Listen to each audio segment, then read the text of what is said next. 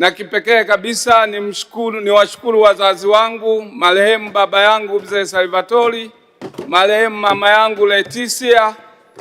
Mwenyezi Mungu awape pumziko la milele, na ninaamini kwa imani yangu huko waliko wananiombea, kwani mafundisho ya imani yangu yananiambia mwili pekee ndio unaokufa, lakini roho zipo na wanaona kinachoendelea.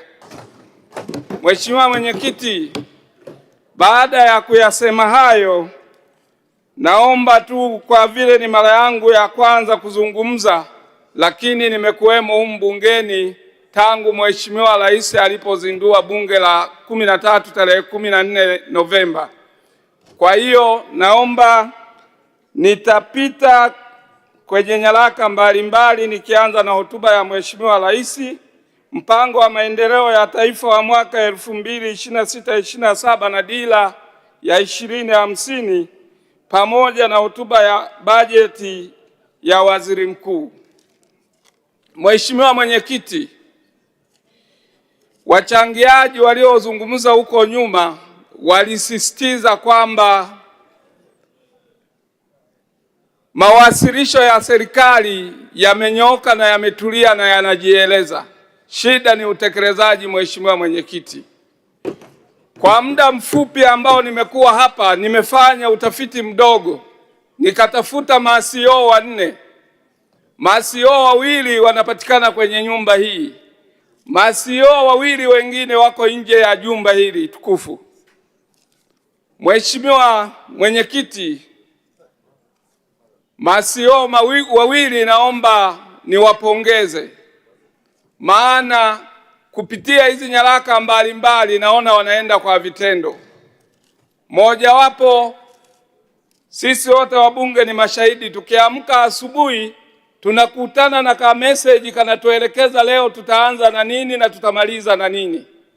Naomba nipongeze sana taasisi ya Bunge, kwani tangu niingie humu nimeappreciate huduma zake. Lakini sio wa pili, nipongeze Wizara ya Nishati.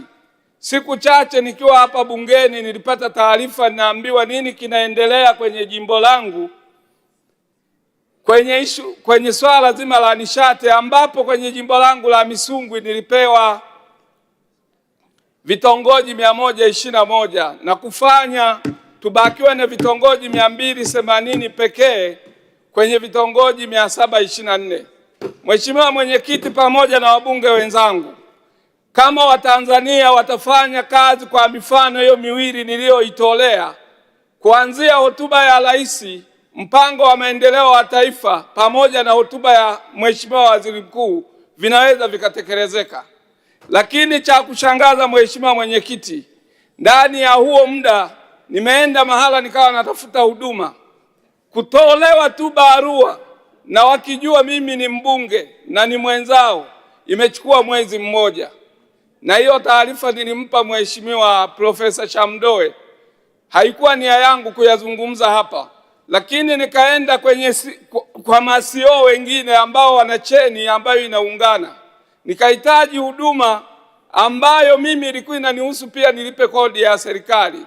Lakini tunavyoongea leo ni miezi 4, utekelezaji wake haupo. Maana yake ni nini Mheshimiwa Mwenyekiti?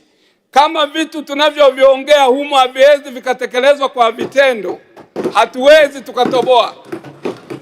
Lakini hapo Mheshimiwa Mwenyekiti, naomba nipongeze hotuba zote hizi 3 kama ambavyo nimeziainisha, kwa maana ya kwamba hizi hotuba zinasomana. Ukianza hotuba ya Mheshimiwa Rais na hotuba ya mipango hadi hotuba ya Waziri Mkuu. Baada ya kuyasema hayo Mheshimiwa Mwenyekiti, naomba nijielekeze kwenye hotuba ya Waziri Mkuu. Mheshimiwa Mwenyekiti, kwenye ukurasa wa 176 hotuba ya Waziri Mkuu inaelekeza kwamba tunaenda kusambaza maji vijijini kwenye vijiji 225 na shilingi bilioni 449 zinaenda kutumika. Mheshimiwa Mwenyekiti, nampongeza sana Waziri Mkuu, na kwa maelezo yangu niliyoyatoa kwamba kwa namna ambavyo hatuwajibiki, mimi ninao mradi wa Ilujamate Buhingo ambao una vijiji 16. Chanzo cha maji kilizinduliwa mwaka 2009 na Mheshimiwa Jakaya Mrisho Kikwete, rais wa awamu ya 4. Lakini leo ni miaka 17, maji hayajafika kwenye vijiji vya jirani ambavyo viko karibu na chanzo, haizidi kilomita 5 mpaka 20, lakini maji yanapatikana kilomita 600 kutoka kwenye chanzo.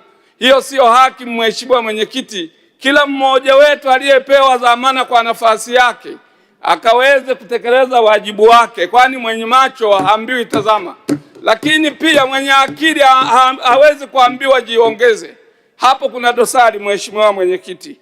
Naomba pia kupitia hotuba ya Waziri Mkuu, tunao mradi wa maji wa Ukiriguru unaopita kwenye vijiji 19 vya Bulemeji, Ngudama, Nyang'olongo, Nyamle, Usagala, Idetemya, Nyangomango, Tende, Kolomije, Ibongo ya A na B, Mamaye hadi Bugomba. Mheshimiwa Mwenyekiti, vijiji hivi viko connected na chanzo cha maji, hakihitaji hata usumbufu wa aina yoyote. Kupitia hotuba ya Waziri Mkuu, tunaomba miradi hii sisi wana Misungu ikaweze kutekelezwa. Mheshimiwa Mwenyekiti. Mheshimiwa Silvestre Salfo, kengele ya pili imeshalia. Naomba dakika moja, Mheshimiwa Mwenyekiti. Mheshimiwa Mwenyekiti, tunao miradi ya kimkakati imetajwa na Mheshimiwa Waziri Mkuu. Kutokana na jiografia ya Mwanza, tunaomba basi upanuzi wa barabara ya njia 4 kutoka Usagara kwenda mjini ukaweze kutekelezwa, lakini barabara inayotoka Kaluluma kupita Mwasonge hadi Buhongo yenye urefu wa kilomita 6.6 na ijengwe kwa kiwango cha lami, bila kusahau njia inayotoka kwenye dry port fela inayopita Ngereka fela hadi Yashishi nayo ijengwe kwa kiwango cha lami. Mheshimiwa Mwenyekiti, asante sana. Baada ya kusema hayo, naomba niunge mkono hoja.